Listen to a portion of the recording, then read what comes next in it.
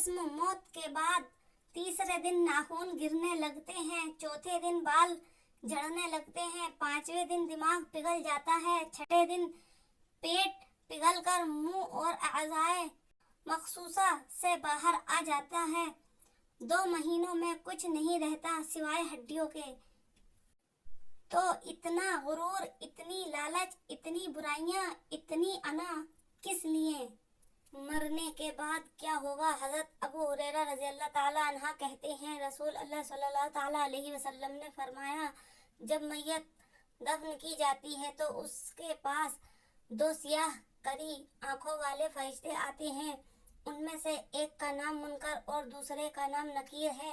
دونوں اس سے پوچھتے ہیں، تم اس آدمی محمد صلی اللہ تعالیٰ علیہ وسلم کے بارے میں کیا کہتے ہو؟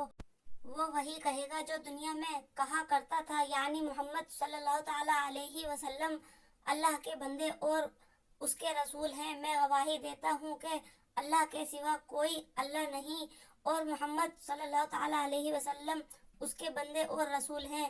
دونوں فرشتے جواب میں کہتے ہیں، ہم سمجھتے تھے کہ تم یہی جواب دو گے۔ پھر اس کی قبر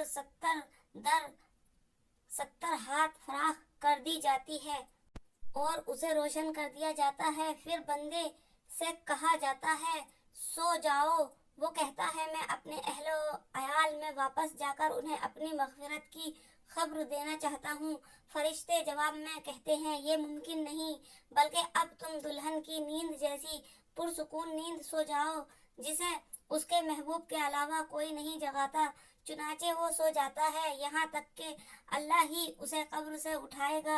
اگر مرنے والا منافق ہو تو وہ فرشتوں کے سوال کے جواب میں کہتا ہے، محمد صلی اللہ تعالیٰ علیہ وسلم کے بارے میں بھی وہی کچھ کہتا ہوں جو لوگوں کو کہتے سنا تھا، اس کے علاوہ میں کچھ نہیں جانتا۔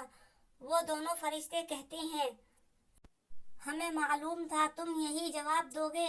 پھر زمین کو حکم دیا جاتا ہے کہ تنگ ہو جا، چنانچہ وہ تنگ ہو جاتی ہے اور اس کی پسلیاں ایک دوسرے میں گھس جاتی ہیں۔ منافق اپنی قبر میں قیامت کے دن تک اسی عذاب میں مبتلا رہتا ہے۔